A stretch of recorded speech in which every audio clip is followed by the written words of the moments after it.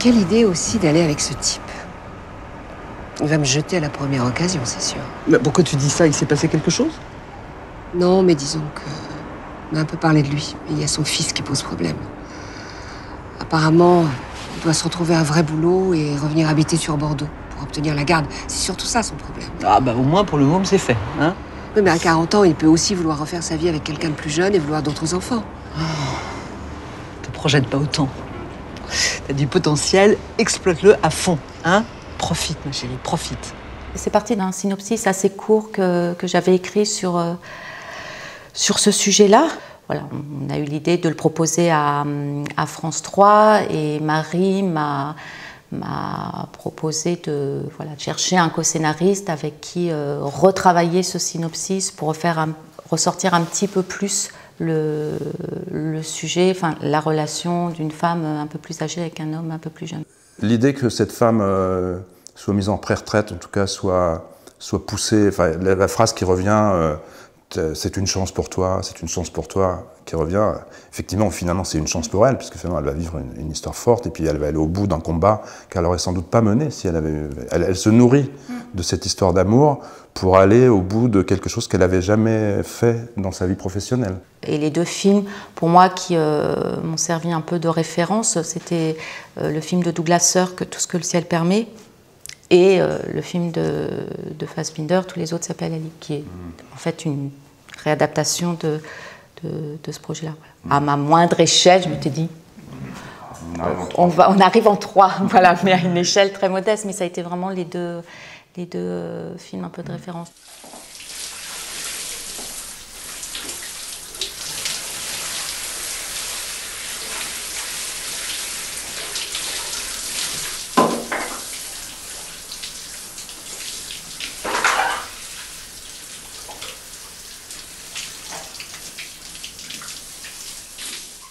On s'est posé la question de la sexualité, de comment montrer les corps. On avait fait des tentatives de scènes un peu plus, entre guillemets, osées. Et après se pose toujours la question de comment on va les filmer, quelle relation avec l'actrice, quand on ne connaît pas encore l'actrice. Enfin bon, c'était plus le problème de la mise en scène. Pour moi, c'était important de garder ce réveil, enfin la nuit, et la séquence de la douche, mais tout en arrivant à rester pudique et je pense qu'on n'avait pas forcément besoin d'aller plus loin. Plutôt montrer le désir sans forcément montrer les corps. Voilà. Tu devrais utiliser ça pour renégocier ton licenciement. T'es sûr des documents que tu détiens? Certaines. Alors t'as pas le choix. Chacun se bat avec ses armes, mais là t'en as une formidable. Tu peux pas passer à côté de ça. À l'écriture, il y a eu beaucoup de changements sur le personnage de Pascal. Il a eu plusieurs professions, etc. Et après, je me souviens dans une deuxième version, parce qu'on a eu on a eu pas mal de discussions avec la chaîne, et puis ce personnage n'était pas trouvé. Et à un moment est venue l'idée, finalement, comme un espèce de pendant à l'activité de Jeanne, de travailler le contraste, parce que c'est souvent dans le contraste qu'on trouve les personnages. Moi, j'avais lu des articles sur comme ça, tout ce qu'il y avait autour de la décroissance, et tout le coup des gens qui militent, qui tout d'un coup décident un jour d'arrêter la consommation et tout ça, voilà, enfin, sans que ça soit un personnage caricatural, évidemment. Et donc tout la rencontre entre quelqu'un qui va être déclassé sans l'avoir voulu, qui subit ce déclassement, et quelqu'un qui a voulu ce déclassement, mais en même temps qui le souffre dans sa vie, puisqu'il doit récupérer son enfant, peut-être va-t-il revenir.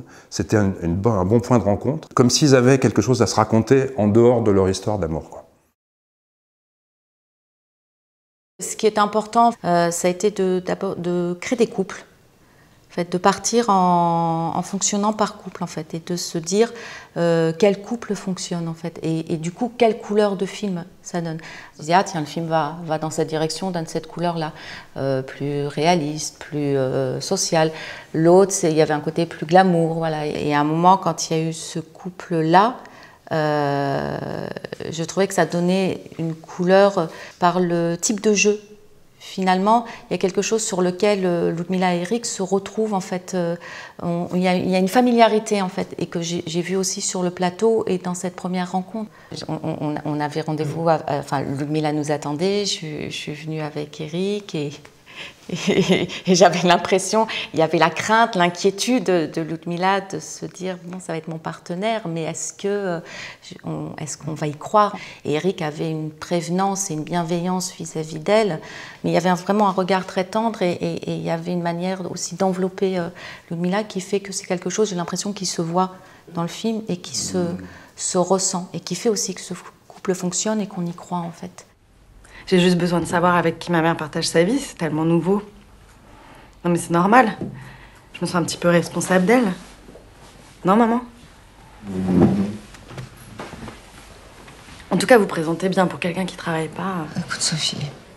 Bon, je suis fatigué, je vais prendre une douche. Bonne nuit. Non mais il se croit où, lui? J'en reviens pas. En fait, le point de départ et la chose qui est vraiment restée à travers toutes les étapes d'écriture, ça a été surtout la relation mère-fille, en fait. Voilà, le personnage de Sophie dans le film. Cette fille qui, finalement, a un rapport assez exclusif à sa mère et qui, quelque part, ne lui fait pas non plus confiance.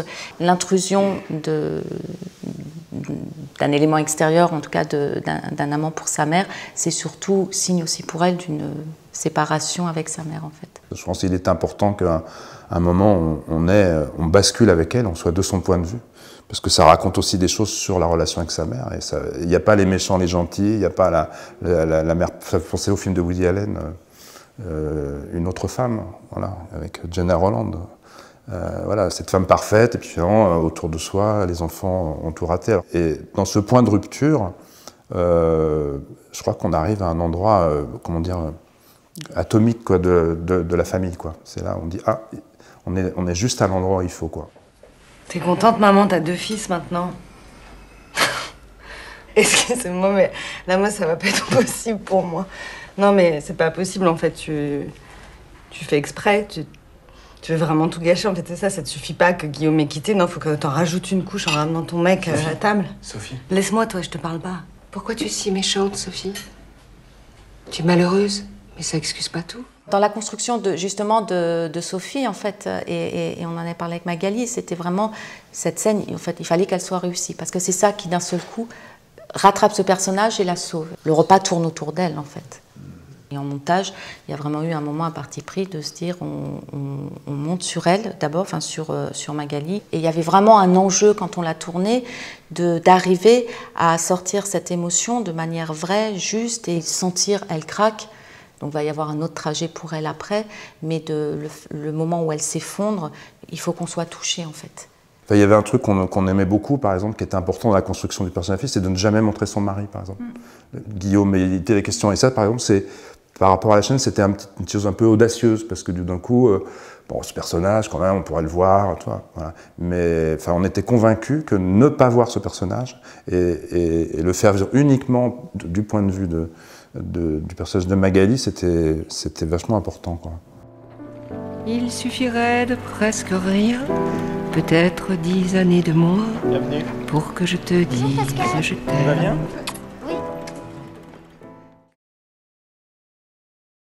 Je pense qu'il ne fallait pas trop insister là-dessus, ça va de soi. Enfin, le spectateur, il projette ça sur l'histoire, donc ça serait un peu lourd d'insister, quoi. Donc, oui, que ça peut être limité dans le temps, c'est-à-dire qu'on ne voulait pas surdramatiser cet élément-là, parce qu'il allait de soi, quoi. Donc on est plutôt, terminer le film dans un élan d'optimisme, plutôt que de dire, cette histoire, finalement, ça va pas, voilà. Le bateau ne va pas aller très loin. Au contraire, le bateau, il s'en va et puis il ira où il veut, quoi. Tout en ne perdant pas de vue, dans l'adaptation des paroles de la chanson, c'était de finir avec ce refrain qui met en avant quand même, voilà, on est quand même sûr de rien en fait. Elle reste lucide, elle.